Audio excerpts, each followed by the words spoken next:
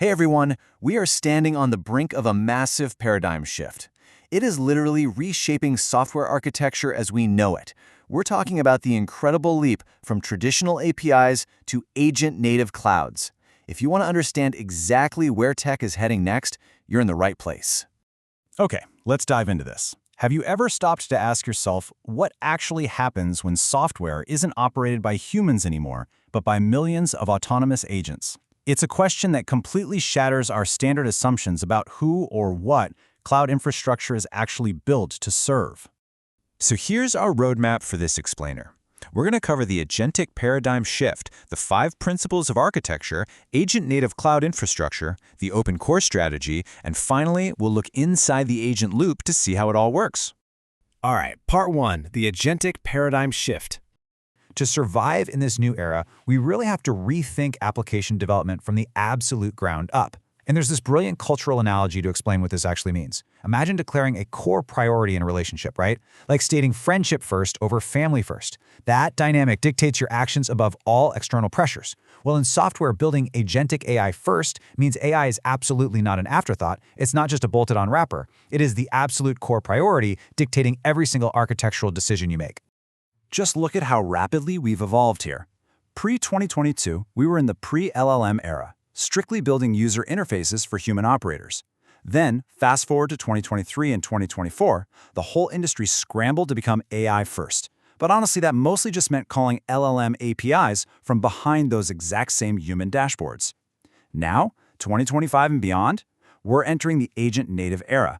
This is where autonomous agents actually operate the cloud and communicate directly with each other. Which brings us to part 2, the 5 principles of architecture.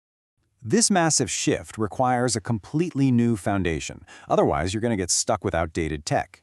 So, the crucial point is you must adopt these 5 principles. Number 1, agentic AI first. 2, agent-native cloud first, meaning you design your infrastructure entirely for agents. 3 and 4 are develop anywhere and cloud anywhere, which ensure ultimate portability. And finally, number 5, open core with managed edges.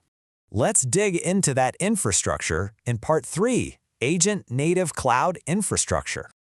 So, what does a cloud actually look like when it's no longer built for human consumption? Think about the traditional human-native cloud, your standard AWS or Azure setups. They rely heavily on user interfaces, stateless APIs, and visual dashboards that are quite literally built for eyeballs. An agent-native cloud is fundamentally different. It absolutely requires stateful memory to remember context, robust agent-to-agent communication protocols, and agent-centric tracing. Traditional clouds were built for humans to click buttons, but the future demands infrastructure that machines can navigate totally autonomously. To truly grasp the scale of this shift, consider the number 40 million.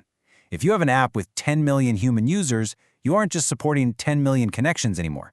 Think about it. A single human user might have 4 or 5 dedicated background agents working for them all at once. You know, a triage agent, a memory agent, a task execution agent.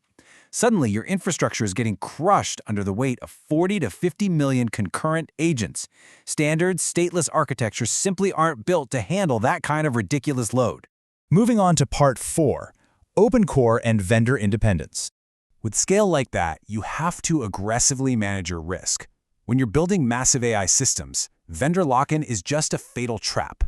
The brilliant strategy here is to keep your core business logic, the actual brain of your application, running entirely on open-source foundational and orchestration tools, things like Python, Kubernetes, and Docker. You pair this open core with what are called managed edges. This means you securely utilize specialized proprietary APIs or databases, like CockroachDB, only on the periphery. This way, you get the enterprise power without your core application being held hostage by a single cloud provider.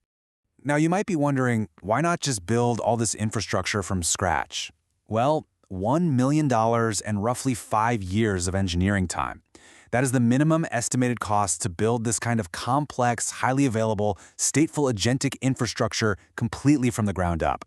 So leveraging an open core toolset isn't just some philosophical choice. It is literally a developer's superpower that saves a massive amount of capital and time.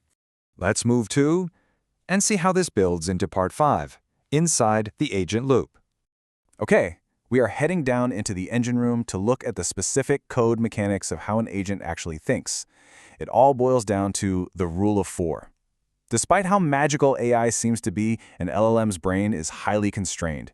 It can only understand exactly 4 types of input. First, the system prompt, which dictates the agent's persona and rules. Second, the user prompt, which is the specific task or goal. Third, the tool schema, which mathematically defines the actions the agent is allowed to take. And fourth, the tool message. That's the data fed back into the model after a tool executes. And really, that's it. Every complex agent framework on Earth is ultimately just managing these 4 inputs. And those 4 inputs drive a continuous, recursive agent loop.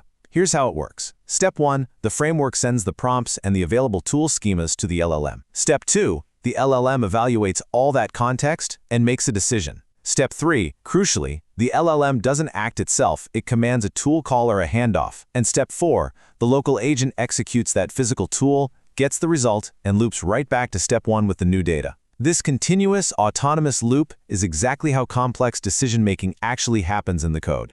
And this brilliantly illustrates the concept using an AC and fan analogy. The LLM is simply a highly intelligent brain sitting in a jar. It can analyze the data and decide that, hey, you're hot, but it doesn't have the hands to physically flip the air conditioning switch. Instead, it commands the AC tool to do the work. The local agent flips the switch and then reports back to the brain, hey, the AC is now on. The LLM never actually touches the real world. It relies entirely on this tool calling architecture.